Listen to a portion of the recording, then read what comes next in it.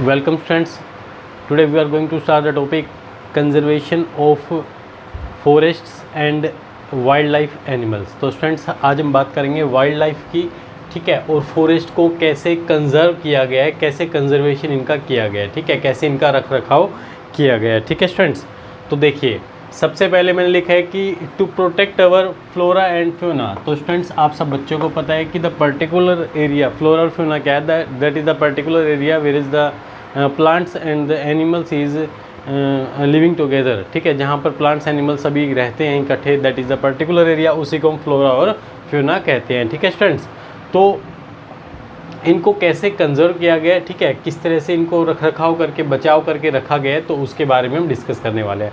तो students to protect our flora and fauna मतलब हमारे फॉरेस्ट और वाइल्ड लाइफ को प्रोटेक्ट करने के लिए and their habitats protected areas are called sanctuaries, national park, biosphere reserve. तो वो पर्टिकुलर एरिया जहाँ पर इन्हें रखा गया है, ठीक है, उन्हें हम सेंचुरीज भी कह देते हैं, उन्हें नेशनल पार्क और बायोस्फीयर्स रिजर्व, ठीक है, ये पर्टिकुलर एरिए हैं जहाँ पर इन्हें प्रोटेक्ट करके इन्हें कंजर्व करके रखा गया है, ठीक है स्टूडेंट्स। तो ये पर्टिकुलर एरिया जो है इनके लिए छोड़ा गया है, ठीक है। तो वहाँ पर किन किन चीज़ों का ध्यान रखा जाता है कि वहाँ पर क्या क्या एक्टिविटीज़ अलाउड हैं, क्या क्या एक्टिविटीज़ अलाउड नहीं हैं, ठीक है। तो सेंचुरीज़ में क्या क्या अलाउड होता है और नेशनल पार्क में क्या क्या रहता है, बायोस्फीयर रिजर्व्स में क्या होता है। तो स्टूडेंट्स इनके बारे में हम वन बाय वन स्टडी करेंगे, ठीक है स्टूडेंट्स।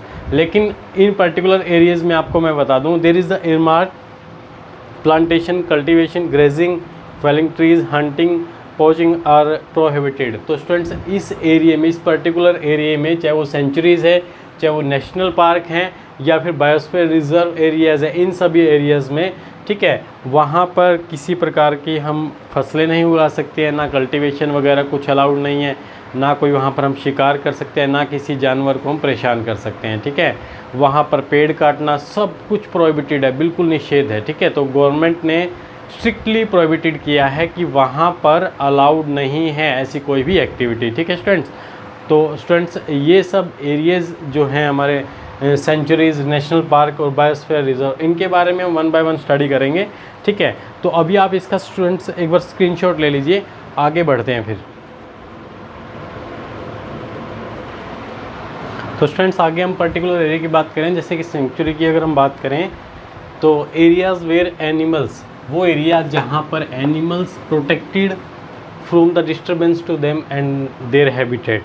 तो उन्हें प्रोटेक्ट किया जाता है, उन्हें वहाँ पर रखा जाता है बगैर किसी डिस्टर्बेंस के, ताकि वो हैबिटेट मतलब अपनी जो उनके रूटीन का जो अपना लाइफ है, ठीक है, उनका जो मतलब उनका जो नेचुरली जो उनको मतलब लाइफ मिली है, ठीक है, तो वो अपनी ज़िंदगी के अंदर जो है अपनी मस्त रहें, अपनी जो है उन्हें कोई डिस्टर्ब ना करे, ठीक है। उस पर्टिकुलर एरिया को हम बोलते हैं दैट इज़ द सेंचुरीज़, ठीक है। उसके बाद अगर हम बात करें नेशनल पार्क, तो नेशनल पार्क जैसे जिम कॉर्बेट नेशनल पार्क, तो स्टूडेंट्स आपने कहीं ना कहीं ज़रूर यहाँ इधर उधर विज़िट ज़रूर किया होगा, जैसे कि हमारे नैनीताल के पास भी यहाँ पर एक जिम कॉर्बेट नेशनल पार्क, और भी बहुत सारे सराउंडिंग्स बहुत सारे नेशनल पार्क्स हैं जिसके बारे में आपको मैं लिस्टिंग करवाऊँगा सभी, ठीक है।